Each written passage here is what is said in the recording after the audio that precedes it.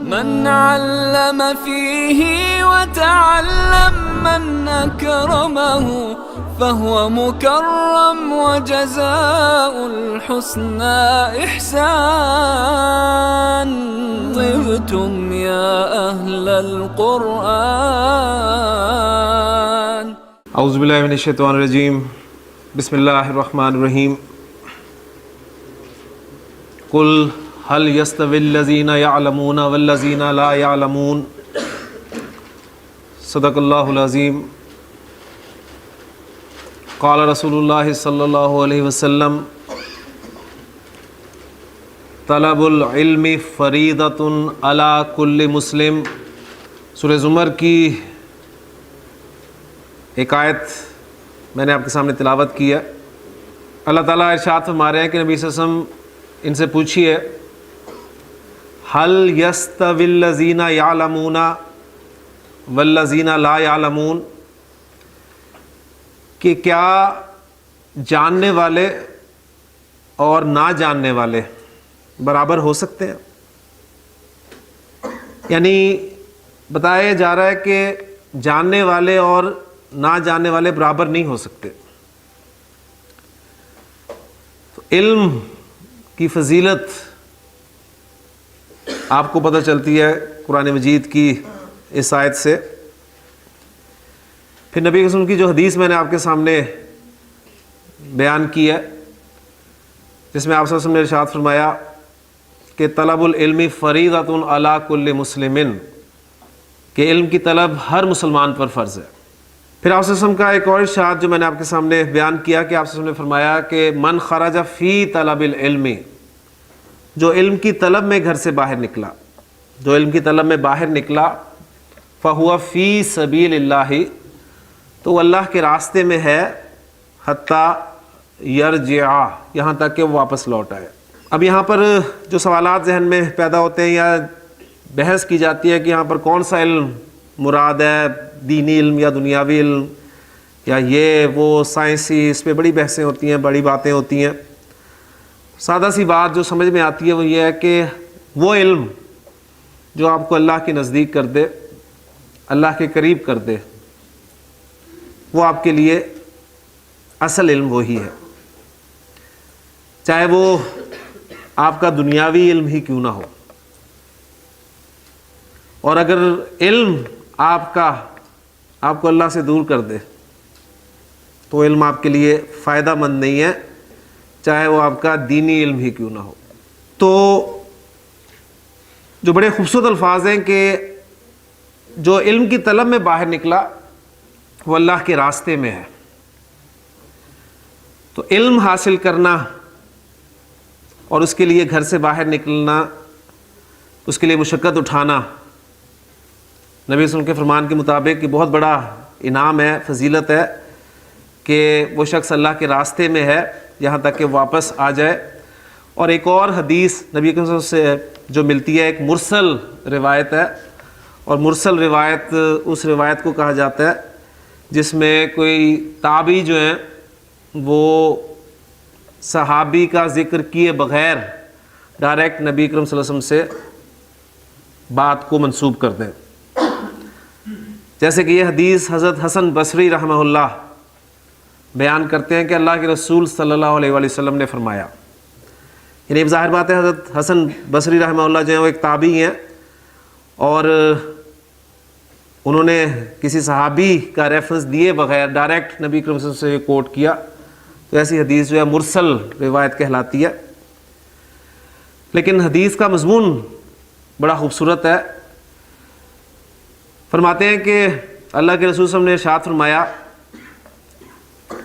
کہ من جاءہ الموت، جسے موت آ گئی، وہو یطلب العلم، اس حال میں کہ وہ علم حاصل کر رہا تھا.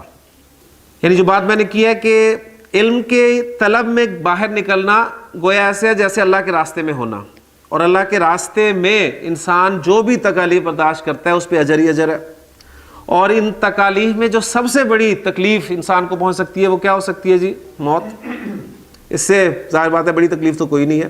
تو یہاں پر جو الفاظ ہیں کہ جسے موت آئی اس حال میں کہ وہ علم حاصل کر رہا تھا، لیکن علم حاصل کرنے کا مقصد کیا تھا؟ لِيُحْيِيَ بِهِ الْإِسْلَامِ، اس کے ذریعے وہ اسلام کو زندہ کرے. لِيُحْيِيَ بِهِ الْإِسْلَامِ، اس کے ذریعے وہ اسلام کو زندہ کرے. تو آپ نے فرمایا فَبَيْنَهُ وَبَيْنَ النَّبِيِّينَ دَرَجَةٌ وَاحِدَةٌ فِي الْجَنَّةِ، تو اس کے اور نبیوں کے درمیان جنت میں صرف ایک درجے کا فرق ہوگا. بہت بڑا انعام ہے یہ.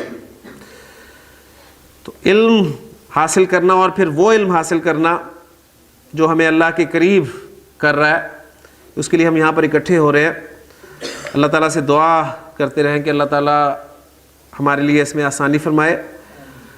اور خاص طور پہ یہ احادیث میں نے آپ کے سامنے اس لیے بھی بیان کیے ہیں کہ جو ہمارا سبق چل رہا ہے مرکب اضافی کا، اس حدیث میں اور جو میں نے یعنی 2 احادیث آپ کے سامنے بیان کیے ہیں پہلے، ان احادیث میں مرکب اضافی استعمال ہوئے. وہ کون کون سے مرکب اضافی ہیں انشاءاللہ بورڈ پہ میں آپ کے سامنے وہ رکھتا ہوں، لیکن اس سے پہلے ہم مرکب اضافی جو ہمارا مرکب ناقص ہے اس سبق کو تازہ کر لیں. ایک مرکب اضافی ایک ایسا مرکب ناقص ہے جس میں ایک اسم کو دوسرے اسم کے ساتھ نسبت دی جاتی ہے، ایک اسم کا دوسرے اسم کے ساتھ تعلق قائم کیا جاتا ہے. جس اسم کو نسبت دی جاتی ہے اسے مضاف کہتے ہیں، اور جس اسم کے ساتھ نسبت دی جاتی ہے وہ مضاف الیہ کہلاتا ہے. عربی کنسٹرکشن میں مضاف پہلے آتا ہے اور مضاف الیہ بعد میں آتا ہے. اور مضاف کے لیے 2 شرائط ہیں: مضاف پر الف لام داخل نہیں ہوتا اور مضاف کا اعراب ہلکا ہوتا ہے. اور اعراب ہلکا ہونے سے مراد یہ ہے کہ اگر اسم پر تنوین آتی ہوتی ہے جو اوریجنلی آتی ہے تو وہ تنوین نہیں لانی ہے، آپ نے تنوین ہٹا دیں تو اعراب ہلکا ہو جائے گا. اور مثنی جو آنی اور عینی ساؤنڈز والے اسما ہیں، اور جمع سالم مذکر اونا اور اینا ساؤنڈز والے اسما، ان اسما کے آخر میں آنے والا نون ڈراپ کر دیا جاتا ہے، نون ہٹا دیا جاتا ہے، تو یہ اعراب کا ہلکا ہونا ہے. مضاف الیہ جو دوسرا جز ہے مرکب اضافی کا، اس کے لیے ایک ہی شرط ہے کہ وہ ہمیشہ حالت جر میں ہوتا ہے. تو یہ 3 باتیں اگر آپ یاد رکھیں تو آپ کوئی بھی مرکب اضافی بڑی آسانی سے بنا سکتے ہیں. جیسے کہ جو مرکب اضافی ان 2 احادیث میں استعمال ہوئے ہیں وہ آپ کے سامنے بورڈ پہ جو ہے وہ رکھتا ہوں. ایک مرکب اضافی میں نے آپ کے سامنے اردو میں لکھا ہے علم کی طلب. اب مرکب اضافی کی پہچان میں آپ کو پہلے بتا چکا ہوں کہ بہت آسان ہے. کا کے کی جیسے الفاظ یہ آپ کو بتائیں گے کہ یہ مرکب اضافی، اس میں آپ کو پریشانی بالکل نہیں ہوگی. تو علم کی طلب یہ آپ کا مرکب اضافی ہے. اور مرکب اضافی جب آپ عربی میں کنسٹرکٹ کر رہے ہیں تو تیر آپ نے چلانے ہیں اس طرح کے، یعنی طلب کا ترجمہ پہلے کریں گے اور علم کا بعد میں کریں گے، یعنی مضاف پہلے آئے گا اور مضاف الیہ بعد میں آئے گا. کریں گے تو ہمارے پاس جو لفظ ہیں، پہلا لفظ ہے طلب کے لیے طلبن. طلبن اسم میں مضاف کی جگہ پر استعمال کر رہا ہوں اور مضاف کی جگہ پر استعمال کر رہا ہوں تو 2 شرائط ہے: ایک الف لام داخل نہیں کرنا اور دوسرا اعراب ہلکا ہونا ہے. اور اس اسم پر تنوین آ رہی ہے، اس کا اعراب کیسے ہلکا ہوگا؟ اس کی تنوین ہٹا دوں گا تو یہ بن گیا طلبو. اور مضاف الیہ جو ہے وہ حالت جر میں ہونا ہے، اور العلم جو ہے اس کی حالت جر کیا ہے؟ العلم. تو طلب العلم، علم کی طلب. یہ علم کی طلب آپ کا مرکب اضافی بن گیا. حالت رفع میں کنسٹرکٹ کیا میں نے. مرکب اضافی کی حالت رفع نصب جر کا کہاں سے پتہ چلتا ہے جی؟ مضاف سے. مضاف الیہ نے ہمیشہ حالت جر میں ہونا ہے. اس سے آپ نے کبھی بھی مرکب اضافی کی حالت رفع نصب جر کو پہچاننے کی کوشش نہیں کرنی. مرکب اضافی میں اصل حیثیت مضاف کو حاصل ہے، لہٰذا آپ نے وہاں سے اعراب کو جو ہے چیک کرنا ہے. تو یہاں پر طلبو حالت رفع میں ہے، لہذا یہ پورا مرکب اضافی آپ کا حالت رفع میں ہوا تو ہم اسے مبتدا کی جگہ پر استعمال کر سکتے ہیں کیونکہ مبتدا ہمارا حالت رفع میں ہوتا ہے. تو اب میں اس طلب العلمی کو مبتدا کی جگہ پر استعمال کر کے آپ کے سامنے وہ حدیث مکمل کر رہا ہوں کہ آپ صلی اللہ علیہ وسلم فرما رہے ہیں علم کی طلب فریضہ ہے.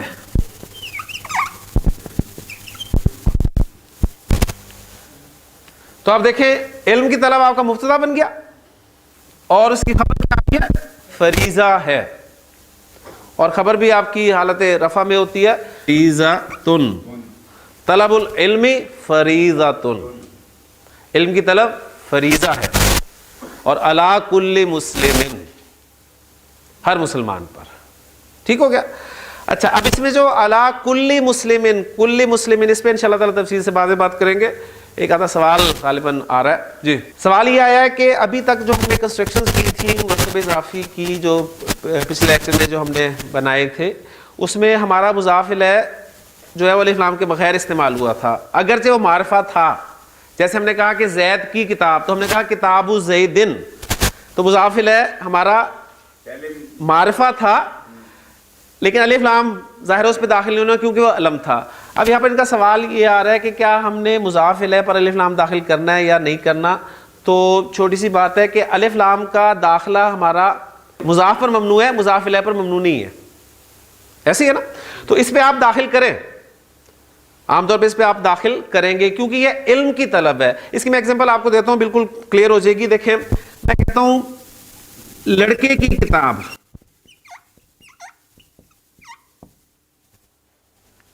یعنی زید کی کتاب تو کتاب زید بن گیا ہمارا. اب یہ آپ کے سامنے آ رہا ہے لڑکے کی کتاب، تو کتاب آپ کا مضاف اور لڑکا جو ہے مضاف الیہ. ہاں جی کتابو. اب جو لڑکا ہے اس کو میں الف لام کے ساتھ لے کر آؤں گا، میں کہوں گا الوالدی،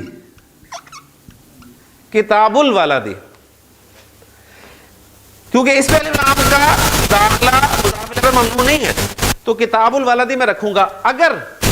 اگر میں اس مضاف الیہ پر الف لام نہ لگاؤں، میں اس کو ایسے آپ کے سامنے کنسٹرکٹ کر دوں کتاب ولدن، دونوں میں فرق کیا ہے؟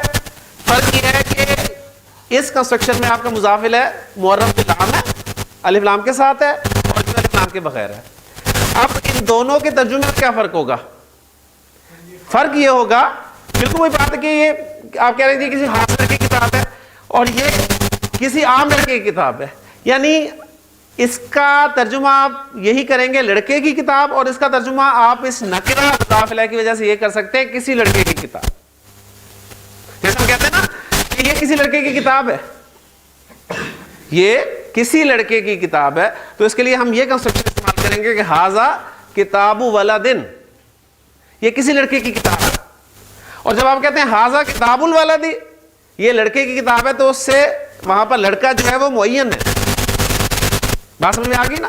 تو یہ آپ کو اچھا ہے سوال کی اس وجہ سے یہ پوائنٹ آپ کے سامنے آ گیا کہ اگر مرکب اضافی میں آپ کا مضاف الیہ نکرہ ہوگا تو اس نکرہ کے حوالے سے آپ نے ترجمہ کرنا ہے. تو کتاب ولدن کا ترجمہ کیا ہوگا؟ کسی لڑکے کی کتاب. دیکھیں ایک حدیث ہے نبی کے رسول کی اس حوالے سے،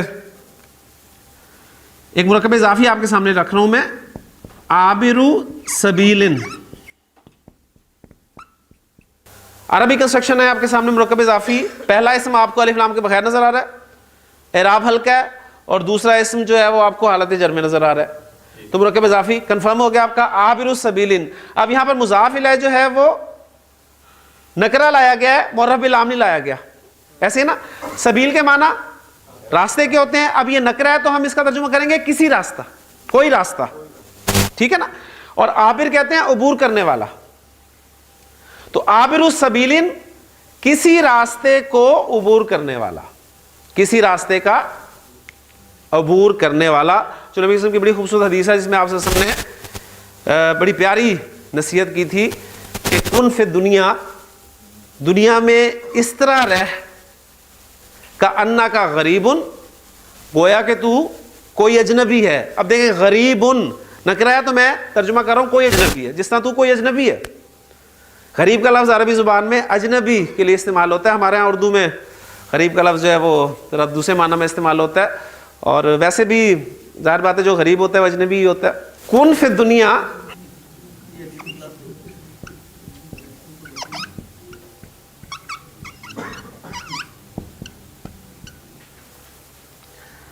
دنیا میں رہ کأنہ کا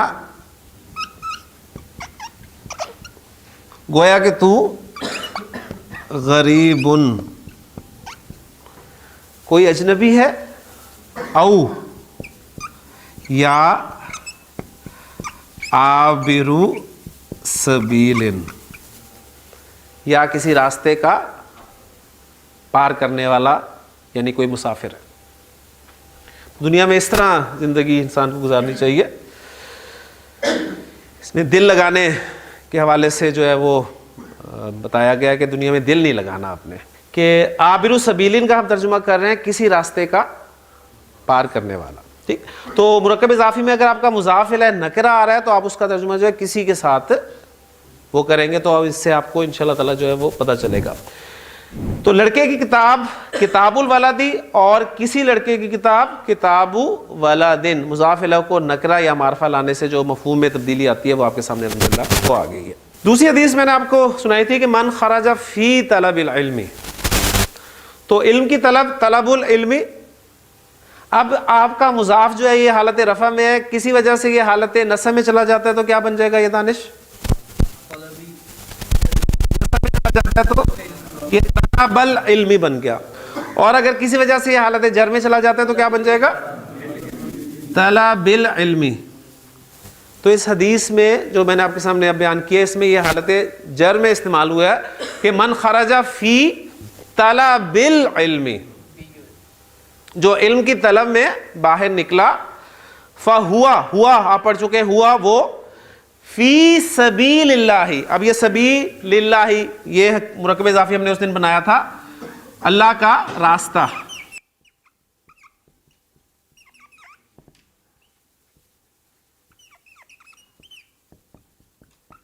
یعنی سبیل اللہ، اللہ کا راستہ، اور سبیل مضاف جو ہے وہ اگر کسی وجہ سے جر میں چلا جائے تو وہ بن جائے گا سبیل اللہ۔ انشاءاللہ تعالیٰ جو اگلا مرکب آ رہا ہے ہمارا، اس میں آپ کو بھی پتہ چل جائے گا کہ دونوں جر میں کیوں ہیں، ٹھیک ہے، یہ بھی آپ کو پتہ چل جائے گا الحمدللہ۔ تو حدیث پوری اس طرح کور ہو جاتی ہے کہ من خرج فی طلب العلم فہو فی سبیل اللہ، جو علم کی طلب میں باہر نکلا تو وہ اللہ کے راستے میں ہے، حتیٰ یرجع، یہاں تک کہ وہ واپس آ جائے۔ کلیئر ہو گیا جی؟ تو یہ مرکب اضافی کی کچھ ایگزامپل آپ کے سامنے مزید حدیث کے حوالے سے آگے، یعنی اب آپ کے سامنے حدیث آتی ہے، کوئی آیت آتی ہے تو اب آپ کو پتہ لگنا جو ہے شروع ہو جاتا ہے کہ اچھا یہ کون سی کنسٹرکشن جو ہے وہ بن رہی ہے۔ آپ کے سامنے بہت آسان میں رکھ رہا ہوں، اللہ کا بندہ، ہاں جی پورا حرکات کے ساتھ، عبد اللہ، اللہ کا بندہ، کلیئر ہو گیا؟ قرآن کی زبان، لسان القرآنی، ٹھیک ہے، تو یہ جو بک آپ کے پاس ہے یہ لسان القرآنی ہے، یعنی قرآن کی زبان ہے، کلیئر ہو گیا؟ تو الحمدللہ اب آپ کو پتہ چلنا شروع ہو گیا، اور میں نے آپ کو بتایا تھا کہ مرکب اضافی ہمارا وہ مرکب ناقص ہے جو بہت زیادہ آپ کو ملے گا استعمال ہوتا ہوا۔ جی آپ سے مرکب پوچھ رہا ہوں میں، مومن کی معراج، بہت آسان،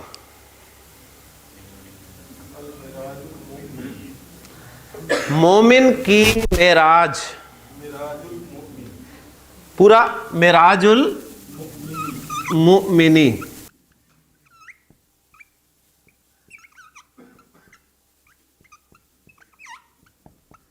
مومن کی معراج، یعنی مضاف الیہ پر آپ الف لام داخل کریں، کوئی قید نہیں ہے، ہاں اگر وہ معرفہ ہو تو نہیں داخل کرنا، کلیئر ہو گیا نا؟ یعنی زید کی کتاب میں آپ زید پر الف لام داخل نہیں کریں گے کہ جی آپ نے اجازت دی تو ہم زید پہ بھی الف لام داخل کر لیں، جو معرفہ پہلے سے اس پہ داخل نہیں کرنا، ورنہ آپ کو اجازت ہے کہ آپ مضاف الیہ پر الف لام داخل کریں۔ تو معراج المومنی، مومن کی معراج، دین کا ستون، ماشاء اللہ جی، عماد الدینی،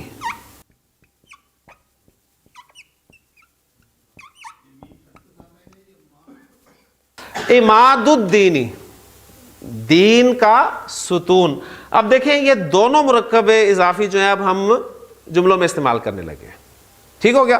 جملہ آپ سمجھ گئے ہوں گے، چھوٹی چھوٹی احادیث ہیں، ٹیکسٹ کے اعتبار سے آپ پڑھتے آئے ہیں, آپ کو یاد بھی ہیں, نبی وسلم کا فرمان ہے کہ نماز مومن کی معراج ہے. جی نماز مومن کی معراج ہے. عابد صاحب اس میں مبتدا کیا ہے؟ نماز مومن کی معراج ہے. مبتدا کیا ہے اس میں؟ جی گلزار صاحب. نماز مومن کی معراج ہے. جی ڈاکٹر صاحب. نماز سے میں جملے کی ابتدا کر رہا ہوں. جب میں نے کہا نماز تو آپ انتظار میں ہیں کہ نماز کے بارے میں آپ کو کچھ بتانے لگا ہوں. تو نماز کے بارے میں آپ کو کیا خبر دینے لگا ہوں کہ وہ مومن کی معراج ہے. تو نماز مبتدا ہو گیا اور مومن کی معراج ہے اس کی خبر ہوگی. نماز اس کو ہم مبتدا کی جگہ پر رکھیں گے اور نماز کی عربی آپ کو پتہ ہے الصلاۃ. الصلاۃ مبتدا ہو گیا, معراج المؤمنی یہ اس کی خبر ہوگی, نماز مومن کی معراج. طارق صاحب نماز مومن کی معراج ہے, کیا بات سمجھ میں آتی ہے اس سے؟ نبی اسلام کا جو فرمان ہے یہ کہ نماز مومن کی معراج ہے. نہیں یہ مفہوم کے حوالے سے, عربی کے حوالے سے سمجھ میں آ گئی نا. اب یہ نہ ہونا کہ عربی ہمیں آ جائے, کنسٹرکشن بنانی آ جائیں, حدیث بنانی آ جائیں, لیکن نماز ہم سے دور ہو. معراج اصل میں کس چیز کا نام ہے؟ نبی صلی اللہ علیہ وسلم کی اللہ سے ملاقات ہونا. یعنی اللہ خالق ٹھیک ہے اور نبی صلی اللہ علیہ وسلم مخلوق, ایسے ہی ہے نا. یعنی بندے کا اپنے رب سے ملاقات کرنا, بندے کا اپنے رب سے. اور ملاقات میں کیا ہوا تھا؟ کلام تک تو سب متفق ہے نا کہ نبی صلی اللہ علیہ وسلم نے اللہ سے کلام کیا, یہاں تک تو سب متفق ہے نا. تو یعنی کیا اس سے رزلٹ ہے کہ بندے کا اپنے رب سے کلام کرنا, یہ معراج کی خصوصیت ہے.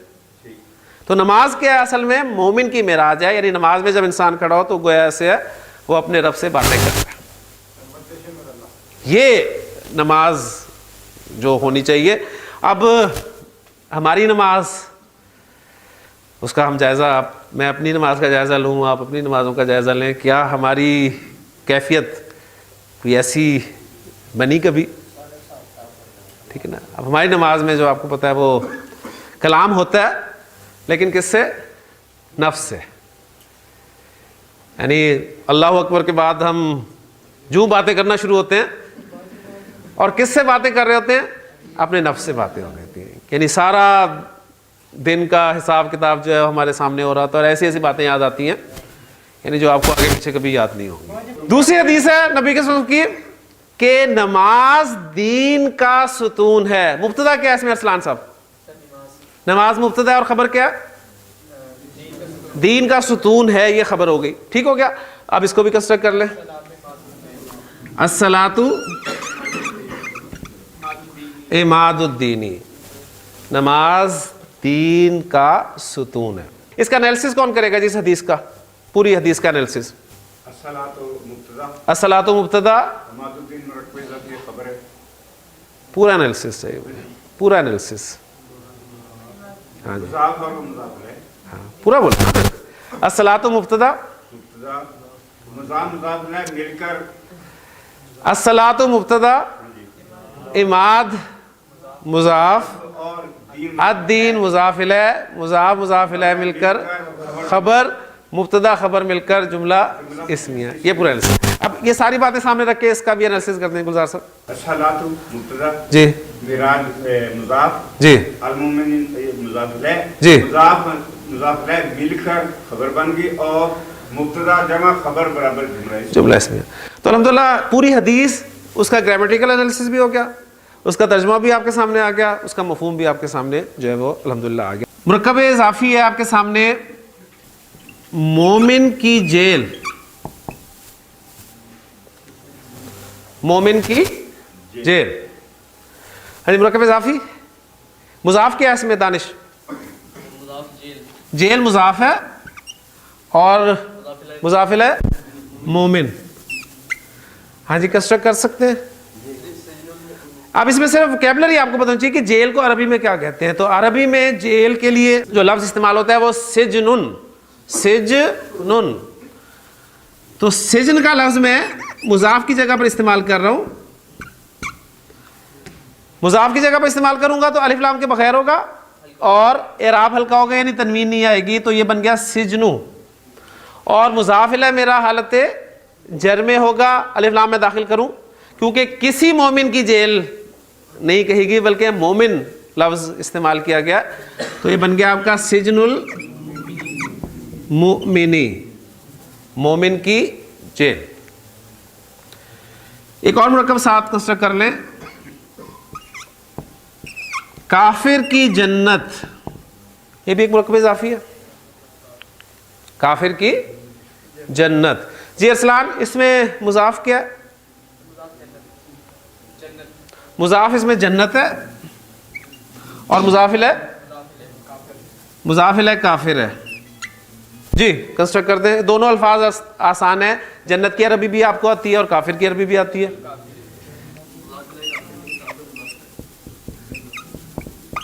جنت الکافری، تو جنت مضاف اور کافر مضاف الیہ، ایسے ہے نا؟ تو سجن المؤمنی ایک کنسٹرکشن اور جنت الکافری دوسری کنسٹرکشن۔ اب ان دونوں کنسٹرکشنز کو نبی صلی اللہ علیہ وسلم نے ایک حدیث میں استعمال کیا، اب آپ دیکھیں اسے بھی الحمدللہ انالائز کر سکتے ہیں۔ آپ کا فرمانا ہے کہ دنیا مومن کی جیل اور کافر کی جنت ہے۔ دنیا مومن کی جیل اور کافر کی جنت ہے۔ مبتدا کیا ہے جس میں؟ دنیا، لہذا مبتدا میں لے کے آؤں گا الدنیا، الدنیا یہ میرا مبتدا بن گیا، اور مومن کی جیل سجن المؤمنی اور جنت الکافری، کافر کی جنت ہے۔ پوری حدیث لکھ دیتا ہوں ادھر، الدنیا سجن المؤمنی و جنت الکافری۔